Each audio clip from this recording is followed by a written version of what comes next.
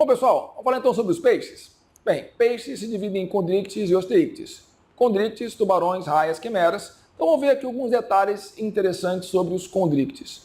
Vamos lá. Então, aqui tem o tubarão. Observar o seguinte: respiração branquial, como ocorre com os peixes de modo geral. Só que as fendas aqui ficam abertas de forma permanente. Então ele tem que estar nadando para criar um fluxo de água pela boca e pelas fendas. Outro detalhe interessante: no intestino aqui nós encontramos essa estrutura chamada válvula em espiral. A válvula em espiral é bem interessante, ela é comparável em termos funcionais ao tiflossório que tem lá nos anerídeos e é comparável ainda às nossas microvelocidades. Elas são importantes porque aumentam a superfície de contato, aumentam a capacidade de absorção. Então a válvula em espiral aqui é bem interessante. Lembrando que os peixes cartilaginosos excretam ureia, não excretam amônia, então são animais ureotéricos e podem apresentar, os tubarões, por exemplo, apresentam uma estrutura sensorial na região anterior chamada ampola de Lorenzini. As ampolas de Lorenzini detectam sinais elétricos, então são receptores muito interessantes, que captam estímulos elétricos do meio, certo? Bem, com relação às escamas, as escamas são de origem dérmica, de modo geral, e vão ser importantes porque ajudam até na natação para fazer na hidrodinâmica. No mais, não tem mais muitas as características, muitos aspectos importantes que poderiam ser cobrados sobre esses animais. Bem, peixe esqueleto ósseo, osteíctes. Então aqui tem um exemplo. Então, dentro dos osteíctes, vamos encontrar então aqui coisas importantes. A bexiga natatória, que aparece nesses peixes, é importante para a flutuação. Quando ela se enche de gás, o animal tende a subir, ele esvazia de gás, ele tende a descer. A linha lateral. Linha lateral é uma importante estrutura com função sensorial, detecta variações da pressão, do movimento da água. Então, a linha lateral é uma estrutura importante com a capacidade de característica sensorial. Tem escamas, ok? E várias nadadeiras. Aqui, como são actinopterígios, as nadadeiras são raiadas. Então, tem esses raios e a membrana que está interligando, ok? Bem, respiração é branquial, eles apresentam opérculo. O opérculo é um osso importante aqui na respiração. Vamos falar mais um pouquinho aqui sobre a linha lateral rapidamente. Então, a linha lateral contém esses canais e poros para entrada de água. Então, a água entra por esses poros, passa por essas estruturas aqui que são mecanorreceptores. Então, o movimento da água aqui vai gerar, então, uma sensação. Então, o animal vai conseguir perceber se há movimento da água e, por conta disso, ele consegue se orientar melhor. Beleza? Um aspecto importante para os peixes é a sua respiração. A respiração é branquial e aqui aparece um mecanismo chamado fluxo contra a corrente. O que é o fluxo contra a corrente? É o seguinte: a água passa pelas brânquias no sentido contrário ao movimento do sangue. Então, se a água passa aqui da esquerda para a direita, o sangue passa ao contrário. Então, a água passando e o sangue ao contrário. Esse fluxo contra a corrente aumenta o nível de oxigenação do sangue. Por quê? Porque a água com maior PO2, maior pressão parcial de oxigênio, vai estar em contato com o sangue com maior PO2. Então, não vai haver nunca aqui uma isotonia. Então, qual é a vantagem do fluxo em contracorrente que ocorre aqui nos peixes? É fazer o sangue conseguir aproveitar o máximo do oxigênio. Se o fluxo fosse no mesmo sentido, eles iam chegar à isotonia e a difusão ia cessar numa proporção, numa concentração menor do que essa aqui. Então, o fluxo contra a corrente, de novo, é importante porque melhora a oxigenação do sangue, aumenta a capacidade de captação de oxigênio da água, beleza? Outro aspecto interessante é que o peixe ósseo tem um mecanismo próprio para fazer a água passar pela brânquia. Reparou que o peixinho no aquário está sempre abrindo e fechando a boca? Então ele abre a boca, a água entra na boca. Aí ele fecha. Quando ele fecha, ele levanta o assoalho da boca, empurrando a água para trás. A água então passa pelas brânquias e sai pelo opérculo, aquele ossinho que tem na lateral. Aí ele abre, a água passa. Por isso ele fica o tempo todo abrindo e fechando a boca. Abre, enche de água, fecha, empurra a água que passa pela brânquia. Aí ele abre, renova a água e assim ele consegue respirar o tempo todo. Por falar em brânquia, as brânquias dos peixes têm um outro papel fundamental além da respiração, que é o controle osmótico, e também parte da excreção. Então, ó, vamos separar aqui um peixe marinho e um peixe dulcícola. Vamos pegar aqui o dulcícola primeiro. Então, num peixe de água doce, o animal é hiperosmótico, ou seja, ele é hipertônico em relação ao meio. Então, se ele é hipertônico em relação ao meio, vamos lembrar lá da aula de membrana.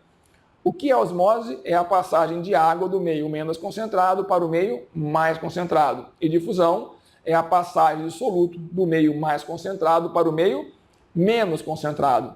Então, o que vai acontecer? Quando a água passar pela brânquia, quando a água passar pela brânquia, e tem que passar porque ele respira, já que ele é mais concentrado, ele vai ganhar água por osmose. Então ocorre aqui a captação, o ganho de água por osmose. Beleza? Bem, vai haver também a perda de sal por difusão, porque ele é mais concentrado. Então, dois problemas. Ganhou água demais e perdeu sal. Então, ele precisa repor o sal que ele perdeu e jogar o excesso de água fora. Jogar o excesso de água fora é o mais fácil. Basta produzir uma urina em grande quantidade e uma urina bem diluída. Então, o peixe de água doce urina muito. Ele vai ter, então, muita urina e uma urina bem diluída. E o sal que ele perdeu? O sal que ele perdeu, ele vai ganhar ativamente na própria brânquia. Então, tem um mecanismo aqui na brânquia de transporte ativo para estar captando o sal da água para compensar o que ele perdeu.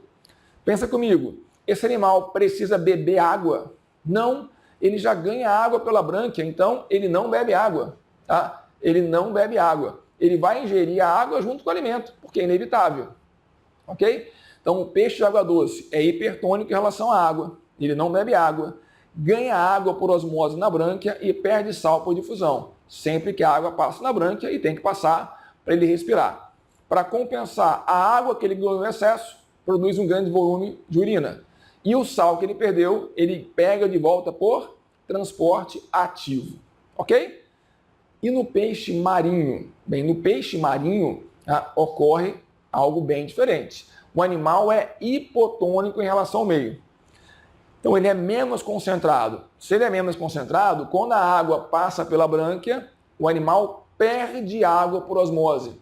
Então vai ocorrer aqui a perda de água por osmose, já que ele é hipotônico em relação ao meio. Em compensação, ele vai ganhar sal por difusão. Então ele ganha sal e perde água. Como é que ele compensa isso? Ele precisa então ganhar água. Para ganhar água, ele tem que ingerir. Então, ele vai beber água. Ele bebe água. Só que a água que ele bebe tem muito sal. Então, ele tem que jogar o excesso de sal fora. Como é que ele faz isso? Na brânquia. Então, na brânquia ocorre uma expulsão ativa do cloro, dos sais de modo geral. Então, por transporte ativo, ele joga esses sais para fora. E a urina? A urina não pode ser em grande quantidade. Por quê? Porque ele já está perdendo água na brânquia. Então, tem que produzir um volume pequeno de urina, pouca urina, e a urina vai ter uma concentração próxima até do plasma. Ele não vai ter uma urina muito concentrada, porque a maior parte do sal vai sair aqui pelas brânquias. Ok? Detalhe interessante, alguns peixes conseguem passar uma fase da vida na água salgada e uma fase da vida na água doce. O salmão é um exemplo. Então ele nasce na água doce, vai para o mar, vive no mar e volta para o rio para fazer a sua desova, fazer reprodução e a desova. Esses peixes que conseguem viver parte do tempo na água doce, parte na água salgada, são peixes anádromos. Então são os peixes anádromos. E para concluir peixes, vamos falar sobre o sistema circulatório dos peixes. É bem simples, é uma circulação simples e é completa. O coração dos peixes tem só duas câmaras, um átrio e um ventrículo. Então o sangue chega no átrio, passa para o ventrículo, do ventrículo ele sai, passa pela brânquia, da brânquia ele é oxigenado, vai para o corpo, volta para o átrio desoxigenado. Então, o coração dos peixes tem só duas câmaras. Então, a circulação é simples e é completa, porque não há mistura de sangue. Pelo coração do peixe vai passar sempre apenas sangue rico em gás carbônico. Beleza? Então, tranquilo. O outro grupo é o grupo dos anfíbios. Anfíbio, pessoal, é um grupo bem interessante e bem simples. Por quê? A respiração deles é cutânea ou branquial no adulto. Corta, volta anfíbio. E os anfíbios? Os anfíbios são animais bem interessantes. Eles têm uma fase aquática, a fase larval, o girino, e uma fase terrestre, a fase adulta. Daí o nome, anfíbio, vida dupla, vida aquática, vida terrestre. A larva, que é o girino, tem respiração branquial e excreta amônia. Então, no girino, a respiração é branquial e excreta amônia. O adulto tem respiração cutânea e pulmonar, a cutânea é mais importante, e excreta ureia. Então, é um animal ureotélico. Então, no adulto, a respiração é cutânea. Por isso, a pele dele não é queratinizada, ou não é muito queratinizada. Tá? É uma pele fina, úmida, sempre úmida. Então, você não vai encontrar anfíbios em ambientes muito secos, porque ele precisa manter a umidade da pele para poder respirar. Então, os anfíbios dependem ainda muito da água, porque eles têm que ter a pele sempre umedecida e a reprodução é em meio aquático. A fecundação é externa, os gametas se encontram no ambiente e vai ser formado, então, o zigoto no ambiente que vai virar um girino. Por isso que os anfíbios não conquistaram definitivamente o ambiente terrestre. A fecundação é externa e depende da água ainda para a reprodução. Ok? Bem, o outro detalhe interessante dos anfíbios é com relação à sua circulação. Nos anfíbios, a circulação é dupla, mas é incompleta. O coração tem 2 átrios e um único ventrículo. Então, o sangue desoxigenado e o sangue oxigenado que chegam aqui nos átrios caem no ventrículo único. Então, ocorre a mistura. Apesar de haver essas estruturas aqui que contribuem ou que diminuem a mistura, o sangue vai misturar. Então, nos anfíbios, a circulação é dupla, porque passa 2 vezes pelo coração, tem 2 átrios, mas é incompleta.